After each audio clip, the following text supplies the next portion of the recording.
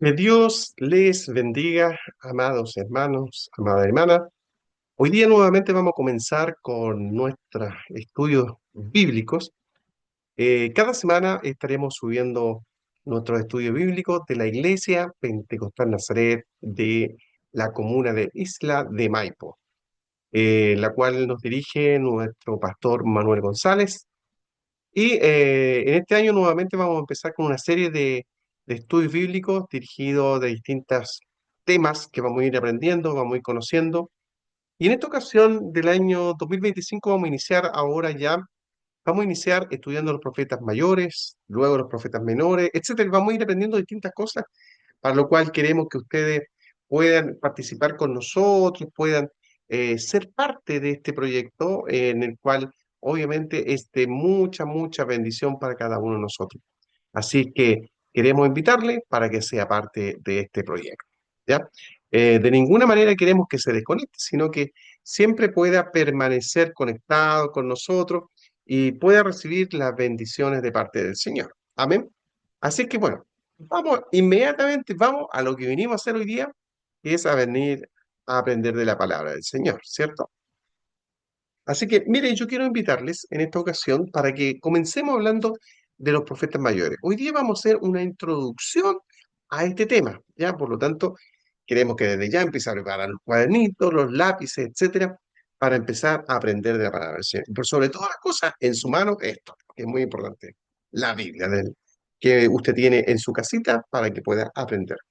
Bueno, mire, Efesios capítulo 4, ¿ya?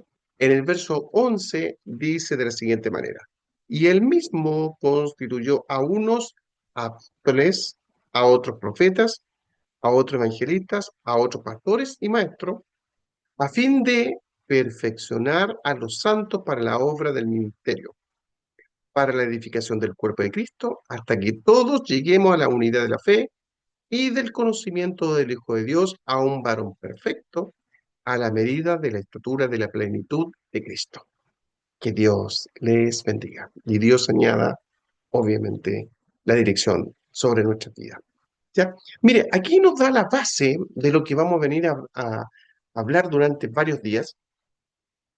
Y esta base nos habla que Dios constituyó, no fue un llamado así al azar, no es algo que al hombre se le ocurrió, que formemos profetas, que formemos esto, sino que quien lo constituyó, quien lo fundamenta, quien hace el llamado, quien los perfecciona, es Cristo. Amén.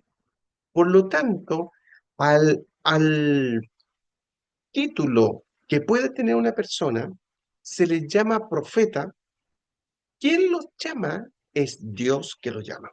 Así como dice la palabra en esta hora a otros apóstoles, a otros evangelistas, a otros pastores, a otros maestros, etc. Es un llamado, ¿ya? ¿Para qué? Para constituir, ¿qué es lo que pretendía Dios? Era constituir un grupo de personas, ¿ya? Que estén al servicio de Dios, ¿ya? Un grupo de personas constituidos, ordenados, ¿ya? Que hayan aprendido el oficio, ¿ya? Que tengan la capacidad de poder entregar lo que Dios quiere para su iglesia o para su pueblo. ¿Cuál es el objetivo? El primer objetivo es de poder perfeccionar a los santos para la obra del ministerio. Entonces, Él viene y los llama personas, ¿ya? Y los perfecciona. En la medida que el hombre alcanza una perfección, alcanza una plenitud a la altura de Cristo, puede entregar algo obviamente más santo, algo más puro, que puede perfeccionarse, que puede entregarse directamente a las personas, ¿ya? ¿Cuál es el otro objetivo? Es para la edificación del cuerpo de Cristo. ¿Ya? El cuerpo de Cristo no es solamente algo así ajeno, sino cuando hablamos de cuerpo, estamos hablando de algo ya más concreto, algo que toma una forma, que tiene una cabeza igual que nuestro cuerpo, unos brazos, tiene, no sé, piernas, tiene extremidades, tiene boca, tiene una serie de cosas. O sea, cuerpo, estamos hablando de un todo, que tiene un orden, ¿ya? Para poder entregar algo o para poder dar un funcionamiento a algo. ¿Hasta qué? Hasta que todos podemos llegar a la unidad de qué? De la fe. Por medio de estas personas nos empieza a unir el cuerpo de los distintos grupos, de las distintas personas, nos empieza a unir, ¿ya? Ahora, no tan solo con la fe, sino también con el conocimiento. Cada una de estas personas que son llamados a integrar esto, tienen un perfeccionamiento, tienen una capacitación. Es distinto una capacitación que tiene un profeta o un maestro, es diferente. Y el objetivo también son distintos lineamientos, pero todos tienen un punto de vista central. ¿Cuál es este? El perfeccionamiento del cuerpo de Cristo. ¿En quién? En las personas o en la iglesia. ¿Para qué? Para que el hombre que ha conocido a Cristo, el hombre o la mujer que ha conocido a Cristo, esté a la altura de Cristo. Cuando hablamos de la altura de Cristo, no es que tengamos una estatura, etcétera, que seamos bonitos, que tengamos tal semejanza, sino que estemos en nuestras acciones perfectos como Él es perfecto. Amén. Entonces, cuando nosotros comenzamos a hablar de estos conceptos, ya del perfeccionamiento, empezamos a ver quiénes son, po. Ahí aparece una manito. Yo quiero ser profeta, yo quiero ser profeta. ¿Quiénes están dispuestos para ser profeta? ¿Usted está dispuesto?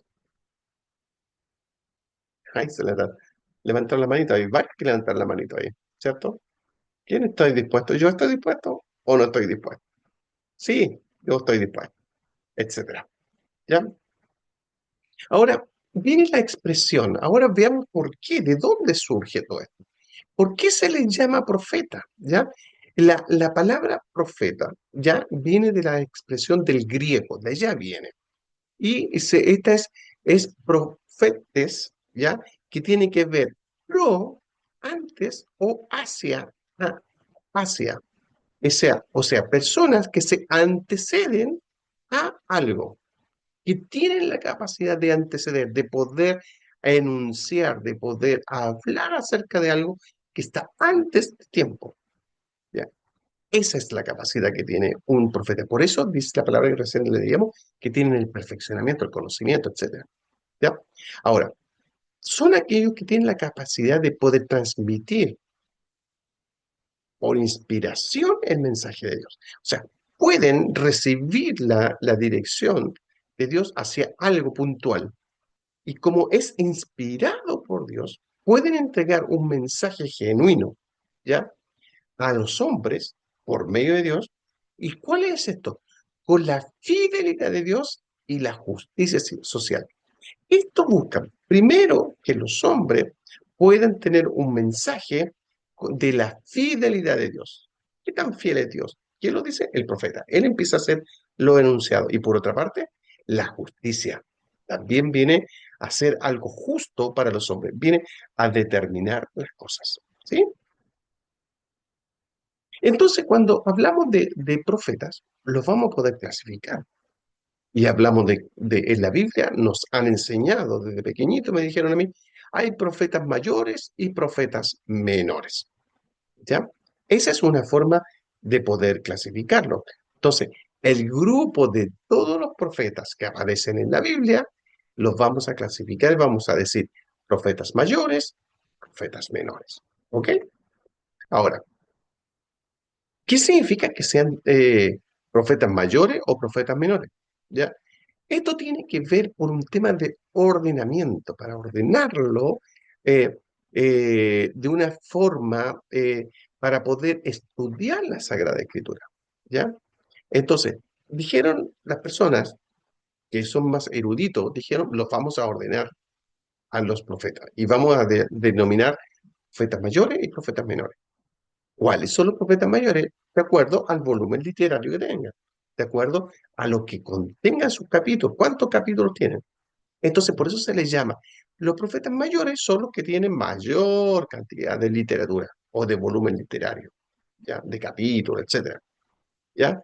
Como los profetas menores son los que tienen menos libros y es distinto. Pero esta es solo una forma de poder clasificarlo. ¿Para qué? Para que de una manera más fácil, ¿ya? y pedagógica podamos aprender y a conocer lo que Dios quiere para nosotros. Amén. Entonces, de ninguna manera Dios ha dicho, no, yo voy a tener profetas mayores y yo voy a crear profetas menores. No, no es así. ¿Ya? Dios los crea a todos por iguales, ¿ya? A todos hasta el día de hoy. Y Él no hace excepción de personas. O sea, Dios habla de los profetas, pero nosotros los seres humanos, los hombres, los hemos clasificado con mayores y menores por un efecto para poder estudiar. ¿Cuáles son los profetas mayores? Lo vuelvo a repetir. Son los que tienen mayor cantidad de volumen literario, o mayor cantidad de libros, etcétera. Y los profetas menores son los que tienen menos contenido, ¿ya? Pero, ¿qué es lo que debemos contener? Que Dios los llamó, para Dios son todos iguales y cumplieron el mismo rol para el que Dios les llamó. Amén. Ahora, ¿cuáles son estos profetas mayores? ¿Ya? Tenemos cinco. Cinco, aquí están los mis manitos. Ahí hay otra manito en el Power. Son cinco que Dios llamó. Vean, ¿a quién llamó? A Isaías, Jeremías, Ezequiel, Daniel y Lamentaciones. Se lo repito. Isaías, Jeremías, Ezequiel, Daniel y Lamentaciones. ¿Lo aprendió? Ya. Entonces, el primero, y mire con lo que sale esta parte que es tan importante. Isaías siendo el primero, mire la comparación que tiene. Él contiene 66 capítulos. ¿Con qué lo podemos comparar? Con nuestra Sagrada Escritura. ¿Cuántos libros tiene la Biblia? 66. Qué extraordinario, ¿no? ¿Ya? Ahora, ¿qué pasa con el mensaje de Isaías? Isaías preparó al pueblo para enfrentarse a la invasión de los asirios también. Esa fue una de las grandes cosas que él realizó. Ese fue uno de las finalidades de su mensaje. Siempre enseñar o hablar al pueblo, preparémonos para poder enfrentar a los asirios. Nos van a atacar, etcétera. Y él era la voz, ¿ya? Para llevar al pueblo ante la victoria. ¿Sí? Ahora, por otra parte, él siempre habló y comenzó hablando acerca de la condición del ser humano, de la decadencia del ser humano, ¿ya? Del pecado que había. Por eso los hombres transgredían, etcétera. Y él les decía, ustedes han hecho tal y tal cosa. Con eso comenzó, como también termina hablando que vendría un redentor, que es Cristo el Señor, que Él vendría al mundo, un salvador del mundo, que podría limpiar el pecado del mundo. Amén. Son cosas sumamente importantes que debemos reconocer en este profeta Isaías. ¿Qué pasó con Jeremías? Jeremías era otro profeta, ¿ya? Ahora, él fue el que pudo mediar, ¿ya? Y empezó a hablarle a los hombres y le empezó a decir que el pueblo de ese tiempo, el pueblo de Israel, había pecado ante los ojos de Dios, ¿ya? Y les llamaba la atención, ¿qué es lo que han hecho? Mira, ustedes se han apartado, han hecho, han levantado, o sea, ídolos, etcétera. Una serie de cosas que después vamos a ir estudiando, ¿ya? Y que se vuelvan sus ojos vendados o que se habían desviado, que volvieran a la presencia de Dios, volvieran los preceptos, volvieran una serie de cosas. Le empezó a hablar de Jeremías, volvamos donde perdimos el camino en realidad. ¿Qué pasó con el pueblo de Israel? ¿Sabe usted lo que pasó? El pueblo no obedeció. Nunca escucharon a Jeremías porque él trató de decir el mensaje que él estaba dando. No obedecieron. ¿Cuál fue el resultado de esto? 70 años de cautiverio por los babilónicos. ¿Cuánto padeció el pueblo de Israel? ¿Cuántas lágrimas padecieron? ¿Cuántas tristezas? ¿Cuánto agobio padecieron al estar cautivos? Haber perdido la libertad de poder realizar distintas cosas, solo por el hecho de no haber querido escuchar su profeta. ¿Me va siguiendo? Sigamos con las características. Veamos otro más. Lamentaciones. Un libro, si usted lo pone a leer, es un libro muy especial, ¿ya? Contiene 4 poemas. Y este se caracteriza por la tristeza que había en el corazón de Jeremías. Ojo, Jeremías también, ¿ya? Por la destrucción de Jerusalén y el cautiverio que estaba padeciendo. Entonces, ¿qué pasaba? Que él tenía una vista general de todo lo que estaba ocurriendo en el pueblo de Israel, los padecimientos, la tristeza, el agobio, eh, la desesperanza, la carga que tenían todos los días que le ponían sus amos, o en este caso los babilónicos, etcétera. Todas las cosas tristes que pudieron padecer ellos, él las plasma ahí, no las escribe. ¿Ya? ¿En qué? En 4 poemas. ¿De qué? De tristeza. Por esto no ocurre. Y empieza él a relatar lamentaciones, lamentaciones. Lamento de todo lo que nos está ocurriendo. ¿Ven? Ese es el tercer libro.